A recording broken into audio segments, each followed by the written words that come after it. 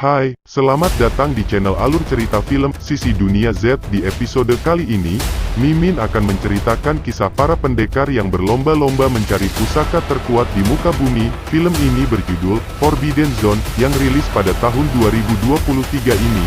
Film ini disutradarai oleh Le Luo, dibintangi oleh Feng Lijun, Si Kainan, dan Go Changpen. Tak usah berlama-lama lagi, langsung saja kita masuk dalam alur cerita film Forbidden Zone.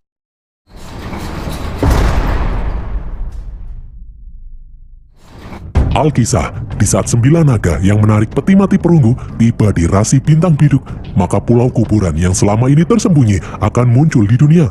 Pulau itu mengapung di atas awan. Di pulau itu, konon bersemayam pusaka agung yang memiliki kekuatan sangat besar. Rumor berkata, siapapun yang mendapatkan senjata itu akan bisa menjadi Mahadewa yang bisa meruntuhkan langit dan membelah bumi. Menurut legenda, Mahadewa hanya akan muncul 1 juta tahun sekali. Seorang pendekar yang bernama Lu Sheng ditugaskan oleh Kaisar Lu untuk menyeleksi pendekar terkuat yang akan ikut dengannya pergi ke pulau kuburan. Lu Sheng lalu mengeluarkan bola giok kecil. Siapapun yang bisa merebut bola giok di tangan Lu Sheng, maka dialah yang akan terpilih. Beberapa pendekar langsung maju melawan Lu Sheng. Namun Lu Sheng yang memiliki kemampuan bela diri tinggi bisa melawan beberapa pendekar sekaligus. Seorang pendekar yang bernama Sukong kemudian maju. Sukong memiliki kekuatan bergerak secepat kilat. Namun saat Sukong hampir mendapatkan bola giok, bola itu malah terbang menuju pemukiman. Para pendekar pun langsung mengejar bola itu. Sukong melesat dan berusaha meraih bola giok, namun akibat serangan seorang pendekar, sebuah gerobak hampir menimpa seorang anak. Sukong pun menolong anak itu. Seorang pendekar menganggap Sukong lemah karena lebih mementingkan nyawa orang asing daripada bola giok. Namun tanpa disangka, Sukong memperlihatkan kalau dia juga telah berhasil menangkap bola giok itu. Tiba-tiba, seorang pendekar yang bernama Yue Xing menyerang Sukong. Dengan cincin dan gelang sakti miliknya, Yue Xing bisa menggerakkan benda-benda di sekitarnya. Serangan itu berhasil mengenai punggung Sukong. Yue Xing kemudian mengambil bola giok itu dari tangan Sukong yang tak berdaya. Lu Sheng adalah anak kedua dari Kaisar Lu, pemimpin kerajaan suci. Dia mempunyai kakak laki-laki yang bernama Lu Xiu. Hubungan mereka berdua tidak akur karena keduanya saling bersaing untuk menjadi yang terkuat. Mereka berdua akan memimpin misi pergi ke pulau kuburan untuk mendapatkan pusaka agung. Kaisar Lu kemudian mewariskan pedang naga kepada Lu Xiu, karena Kaisar Lu menganggap Lu Xiu lebih pantas mendapatkannya. Di tempat lain, Sukong yang pingsan itu pun teringat masa lalunya. Sukong adalah anak yatim piatu yang dibesarkan oleh guru pandai besi bersama anak yatim piatu lainnya. Guru melihat potensi yang dimiliki Sukong, sehingga guru mengirim Sukong ke kerajaan suci untuk belajar menjadi pendekar sakti. Meskipun akibatnya, guru dan saudara-saudaranya yang lain harus membuat 1 juta pedang untuk kerajaan suci sebagai ganti ongkos Sukong yang belajar di sana. Sukong yang terluka kemudian ditolong oleh saudara-saudaranya. Mereka adalah Xiao Xiao, Sikong, Fang Hui, Liu Zi, dan Ning Ze. Mereka bertekad membantu Sukong untuk mendapatkan pusaka agung bagaimanapun caranya. Di tempat lain, para pendekar dari berbagai sekte termasuk Yue Xing telah berkumpul di portal yang akan membawa mereka ke pulau kuburan. Salah satu sekte bernama Sekte Yuxi mengirim pendekar wanita bernama Chai Xing yang dibantu 4 pengawalnya. Mereka pun mulai mengaktifkan portal. Secara ajaib, semua pendekar itu naik menuju pulau kuburan. Dari jauh, saudara-saudara Sukong bisa melihat para pendekar yang sudah berangkat. Mereka pun bergegas membangunkan Sukong. Sukong terkejut melihat semua saudaranya ada di sini. Mereka lalu mengajak Sukong bergegas untuk menyelinap masuk ke dalam kerajaan suci dan menuju portal untuk bisa pergi ke pulau kuburan menyusul yang lain. Sukong mencoba untuk menghentikan saudara-saudaranya itu karena mereka dilarang pergi ke pulau kuburan. Hanya pendekar terpilih yang bisa pergi ke pulau itu. Mereka bisa dibunuh jika ketahuan. Sikong pun menjelaskan kalau guru dan saudaranya yang lain sudah susah payah menempa 1 juta pedang agar Sukong bisa merebut pusaka agung. Jika Sukong tidak berhasil mendapatkan pusaka agung, maka pengorbanan mereka selama ini akan sia-sia. Mereka pun menyelinap masuk ke dalam kerajaan suci. Mereka kemudian berhasil sampai di portal. 2 orang penjaga di sana mengusir Sukong karena Sukong tidak pantas ada di tempat ini. Xiao Xiao dan yang lain lalu muncul melawan 2 penjaga ini. Setelah kedua penjaga itu berhasil dikalahkan, mereka langsung mengaktifkan portal menuju pulau kuburan. Mereka pun satu persatu naik ke langit dan mendarat di pulau kuburan. Sesampainya di pulau kuburan, mereka kaget melihat beberapa mayat tergeletak di sana. Ternyata, para pendekar yang tadi datang ke sini saling membunuh satu sama lain demi mendapatkan pusaka agung. Lu Xiu kemudian muncul. Ternyata ini semua adalah ulah Lu Xiu yang telah membantai para pendekar demi mendapatkan pusaka agung untuk dirinya sendiri. Lu Xiu pun menyuruh Sukong dan yang lain untuk lari, Sebelum dia menyabetkan pedang naganya, Sukong dan yang lain langsung kabur. Namun Lucio berhasil menyusul mereka. Lucio langsung menyabetkan pedang naga. Sukong pun terluka terkena serangan pedang naga. Pada tebasan kedua, serangan ini membuat saudara Sukong yang bernama Liu Zi tewas karena menyelamatkan saudara yang lain. Xiao Xiao lalu menyuruh Sukong untuk pergi dan memberikan pisau hijau peninggalan guru mereka. Dari belakang, Lucio kembali menyabetkan pedangnya. Tiba-tiba, Lu Sheng datang membantu. Lu Sheng menyuruh Sukong dan yang lain untuk pergi. Lu Sheng sendiri yang akan mengalahkan kakaknya itu, karena Lu Sheng juga berambisi untuk mendapatkan pusaka agung. Lucio pun terkejut melihat kemampuan bela diri Lu Sheng yang meningkat jauh. Lu Sheng bahkan bisa mengeluarkan monster Susanoo yang bisa melawan serangan kakaknya. Akhirnya, Lu Sheng berhasil membunuh Lucio dan merebut pedang naga dari tangannya. Di dalam gua, Sukong masih merasa sedih atas kematian Liu Zi. Sukong merasa kalau apa yang mereka lakukan ini akan sia-sia. Mereka tidak akan bisa merebut pusaka agung. Saat memegang pisau hijau, tiba-tiba Sukong seperti mendapat penglihatan masa depan. Dia melihat kehancuran bumi. Xiao Xiao mengatakan kalau pisau hijau milik guru mereka itu adalah benda yang berasal dari meteor. Jadi pisau itu membuat Sukong bisa melihat masa depan. Xiao Xiao berusaha meyakinkan Sukong kalau mereka harus tetap maju apapun yang terjadi. Karena jika pusaka agung jatuh ke tangan orang yang salah dan orang itu berubah menjadi Mahadewa, maka bumi akan hancur. Sejak dulu, guru menganggap Sukong paling istimewa di antara yang lainnya. Itulah kenapa Xiao Xiao yakin dengan kemampuan Sukong, mereka bisa menyelamatkan dunia. Tiba-tiba, Fang Hui yang ketakutan mengajak yang lain untuk memeriksa sesuatu. Di dalam gua, mereka melihat manusia-manusia yang berubah menjadi patung. Mereka pun mulai ketakutan karena ini semua pasti bukan ulah manusia biasa. Ling Ze lalu menginjak potongan tangan manusia. Tiba-tiba tangan itu bergerak sendiri. Ternyata, tangan itu adalah milik Chai Xing, perwakilan sekte Yuxi. Chai Xing memiliki ilmu rawa rontek. Setelah memasang potongan tangan itu, tubuh Chai Xing kembali utuh seperti semula. Yukong dan yang lain pun kabur karena ketakutan. Di luar gua, terjadi hujan salju dan kabut tebal. Yue Xing yang ketakutan kemudian datang mendekati Sukong dan yang lain. Yue Xing menyuruh Sukong untuk pergi karena tempat ini sangat mengerikan. Tiba-tiba seekor makhluk menyeramkan muncul. Monster itu mempunyai dua belalai yang bisa menusuk korbannya hingga tewas. Sukong dan saudaranya bahu-membahu untuk melawan monster itu. Sukong pun naik ke atas makhluk itu. Dia menyuruh saudaranya untuk minggir. Monster itu lalu menembakkan sinar aneh. Fang Hui yang terkena sinar tiba-tiba berubah menjadi patung seperti yang ada di dalam gua. Energi Fang Hui kemudian disedot oleh monster itu. Xiao Xiao lalu mengeluarkan pisau hijau. Mereka pun sadar kalau monster itu takut dengan pisau hijau. Namun Xiao Xiao terlempar dan pisaunya terlepas. Sukong mengambil pisau hijau dan menyerang monster, namun dia terlempar. Sikong naik ke atas monster dan menusuk bagian kepala dengan tombaknya. Namun monster itu melempar Sikong hingga membentur bebatuan.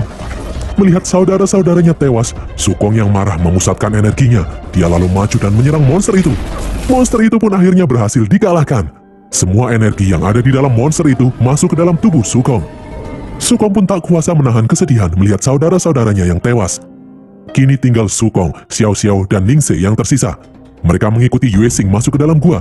Sesampainya di sebuah portal, Yue Xing yang ketakutan berniat untuk kembali ke bumi. Namun ternyata sia-sia, portal itu tidak bisa digunakan. Xiao Xiao pun berkata, kalau mau tidak mau, mereka harus mendapatkan pusaka agung agar mereka bisa kembali ke bumi. Sukong lalu mengajak Yue Xing untuk bekerja sama menemukan pusaka agung. Namun Yue Xing tidak yakin dia bisa membantu karena gelang dan cincin pusakanya rusak. Dia merasa kalau dia bukan siapa-siapa tanpa pusaka itu. Sikong kemudian meyakinkan Yue Xing kalau dia adalah pendekar yang kuat. Sukong yakin Yue Xing masih mempunyai kemampuan di dalam dirinya. Tiba-tiba terdengar suara aneh datang mendekat. Itu adalah 4 pendekar dari sekte Yuxi. Mereka memiliki kemampuan untuk tidak terlihat. Keempat pendekar itu berhasil menahan Sukong dan yang lainnya. Chai Xing kemudian datang mendekat. Sukong berkata kalau Chai Xing tidak akan bisa mendapatkan pusaka agung. Mereka harus bekerja sama untuk menemukannya. Chai Xing pun melarang 4 pengawalnya membunuh Sukong dan yang lain. Sukong mengajak Chai Xing untuk bekerja sama menemukan pusaka agung. Tiba-tiba monster datang lagi. Mereka pun kocar-kacir menyelamatkan diri. Meskipun memiliki kemampuan tidak terlihat, namun monster bisa membunuh pengawal Chai Xing itu. Chai Xing kemudian membuka sebuah pintu, namun tidak ada jalan, hanya ada batu lingkaran di bawah jurang. Sementara itu, salah satu monster membuka bagian dadanya untuk menyerang, namun salah satu pengawal Chai Xing membuat perisai untuk melindungi mereka. Terjadi ledakan energi membuat semua orang terjatuh ke batu lingkaran. Tiba-tiba lingkaran itu runtuh, keadaan menjadi kacau. Yue Xing lalu menggunakan kekuatannya untuk mengendalikan batu lingkaran itu. Ternyata meskipun tidak memiliki gelang pusaka, namun Yue Xing masih bisa menggunakan kekuatannya. Namun kekuatan Yue Xing masih belum begitu kuat. Batu lingkaran itu pun miring, batu lingkaran itu pun mulai hancur. Melihat semua orang terancam, Sukong yang takut kehilangan saudaranya lagi kemudian meraih tangan Xiao Xiao. Energi Sukong kemudian mengelilingi semua orang dan dengan kekuatannya, Sukong membawa mereka ke tempat yang aman. Semua orang pun berhasil diselamatkan. Akhirnya Chai Xing bersedia bekerja sama dengan Sukong. Namun jika nanti mereka berhasil menemukan pusaka agung, maka Chai Xing tidak akan segan-segan merebutnya untuk dirinya sendiri. Mereka lalu masuk ke dalam sebuah ruangan. Di dalam ruangan itu terdapat mayat aneh yang memakai topeng. Chai Xing kemudian maju berniat mengambil topeng di mayat itu karena dia yakin topeng itu adalah senjata agung yang dimaksud. Seketika terjadi ketegangan, Sukong melarang Chai Xing untuk mengambil topeng itu karena menurutnya ini sangat aneh karena terlalu mudah, bisa jadi itu adalah jebakan. Sukong lalu diserang oleh pengawal Chai Xing. Secara mengejutkan, Chai Xing ditusuk oleh pengawalnya sendiri. Orang itu berniat merebut pusaka agung untuk dirinya sendiri. Orang itu lalu mengambil topeng dan tiba-tiba pintu pun tertutup. Topeng itu kemudian membakar tubuh si pengawal hingga hancur. Itu adalah jebakan. Terlihat atap mulai bergerak turun. Mereka pun panik. Sukong lalu melihat ada 5 lingkaran aneh di lantai. Dan benar sekali ketika semua lingkaran diinjak, maka pintu akan terbuka. Namun jika lingkaran ditinggalkan, maka pintu akan tertutup kembali. Yue Xing dengan kekuatannya akhirnya mengambil patung-patung yang ada di sana dan diletakkan di atas lingkaran. Namun ternyata hanya ada 4 patung di sana. Yue Xing menyuruh yang lain untuk pergi, sementara dia akan mengorbankan diri menginjak lingkaran kelima. Melihat hal ini, Sukong yang kasihan tidak akan membiarkan Yue Xing tewas. Sukong pun menggunakan kekuatannya untuk menarik Yue Xing keluar. Yue Xing pun berhasil diselamatkan. Setelah situasi aman, Xiao Xiao memberikan pisau hijau kepada Sukong karena Sukong pantas memilikinya. Sementara itu, Chai Xing menggunakan kekuatannya untuk menyembuhkan luka di tubuhnya. Mereka lalu berhenti di depan ruangan dengan pintu besar yang tertutup. Di pintu itu terdapat 3 simbol aneh yang menyala. Chai Xing mengatakan kalau di tempat ini bersemayam Raja Iblis yang sangat kuat dengan pusaka agung miliknya. Menurut rumor, siapapun yang bisa mengambil pusaka agung itu akan mendapatkan kekuatan yang sangat besar. Mereka berusaha membuka pintu, namun gagal. Tiba-tiba Lu Sheng muncul dengan membunuh pengawal Chai Xing. Terlihat 1 simbol yang menyala di pintu, kemudian padam. Lu Sheng berkata, untuk bisa membuka pintu itu, membutuhkan nyawa 3 orang manusia untuk dikorbankan. Itulah mengapa sebelumnya Lu Sheng sengaja membiarkan mereka kabur. Lu Sheng akan menjadikan mereka tumbal untuk membuka pintu. Dia membutuhkan 2 nyawa lagi untuk membuka pintu itu. Lu Sheng pun menyerang mereka. Sukong berhasil menyelamatkan Xiao Xiao, Chai Xing, dan Yue Xing. Namun Lu Sheng terlanjur mencekik Ningxie. Sukong berusaha menolongnya, namun gagal. Akhirnya Ningxie pun tewas. Kini dia butuh 1 tumbal lagi. Sukong lalu menyerang Lu Sheng dengan pisau hijau. Lu Sheng pun mengeluarkan Susanoo yang menghajar Sukong bertubi-tubi. Sukong melempar pisau hijaunya kepada Xiao Xiao. Sukong pun akhirnya tewas setelah dikeprek Susanoo milik Lu Sheng. Pintu raksasa itu pun tiba-tiba terbuka. Sambil membawa pisau hijau, Xiao Xiao langsung berlari ke dalam ruangan. Sementara di luar, Yue Xing mencoba menahan Lu Sheng. Namun dengan mudah, Lu Sheng berhasil melepaskan diri. Lu Sheng pun menyusul Xiao Xiao masuk ke dalam. Saat Xiao Xiao akan menghancurkan pusaka agung, Lu Sheng menancapkan pedang naga, membuat Xiao Xiao terlempar keluar. Pintu pun tertutup kembali.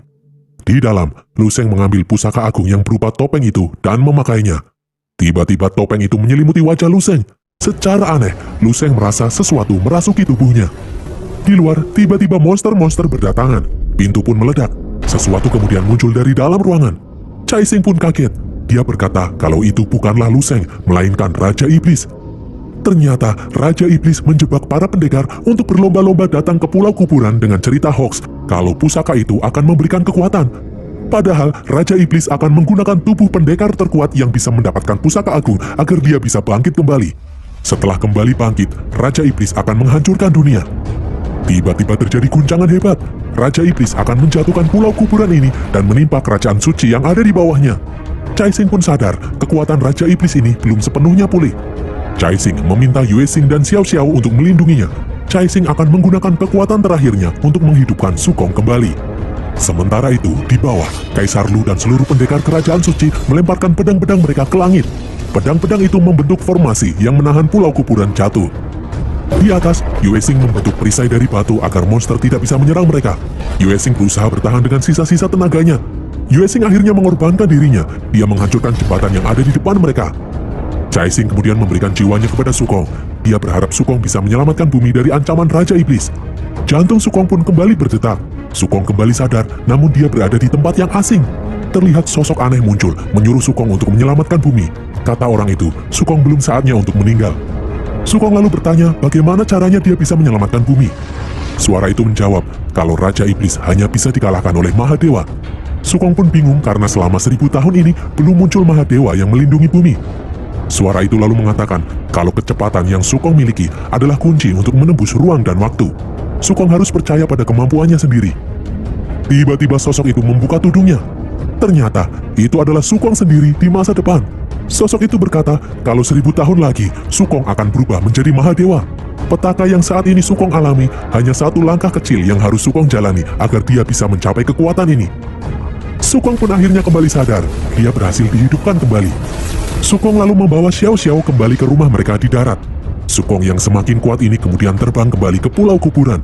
Sukong mengambil pedang hijau dan kemudian membunuh semua monster yang ada di sana. Sukong menyerap semua energi dari monster-monster yang tewas itu. Raja Iblis lalu menawarkan Sukong untuk menjadi pengikutnya. Namun Sukong menolaknya mentah-mentah. Mereka berdua kemudian bertarung. Pertarungan itu membuat pisau hijau Sukong patah. Sukong lalu menghajar Raja Iblis itu. Mereka berdua bertarung kembali. Raja Iblis mengatakan kalau Sukong hanyalah manusia biasa, bukan tandingannya. Raja Iblis itu mengeluarkan Susanoo raksasa. Susanoo itu menghajar Sukong hingga terlempar keluar angkasa. Namun tak disangka, di luar angkasa, ternyata kekuatan Sukong malah meningkat. Dengan kekuatannya yang bisa menembus ruang dan waktu, Sukong mengirim Raja Iblis itu ke 1000 tahun di masa depan, menghadap Sukong yang telah berubah menjadi Mahadewa. Di hadapan Mahadewa, Raja Iblis itu masih berambisi untuk menguasai bumi. Namun Sukong yang telah menjadi Mahadewa ini menyuruh Raja Iblis untuk jangan banyak bacot. Hanya dengan satu sentilan, tubuh Raja Iblis itu berubah menjadi abu. Dan berakhirlah alur cerita film Forbidden Zone ini guys. Semoga kalian terhibur. Pesan yang kita dapatkan dari film ini adalah jangan percaya hoax. Jika ada yang mengajak kalian mencari benda pusaka, jangan mau. Tulis kritik dan saran kalian di kolom komentar. Jangan lupa follow semua media sosial kami dan sampai jumpa di konten kami berikutnya. Bye.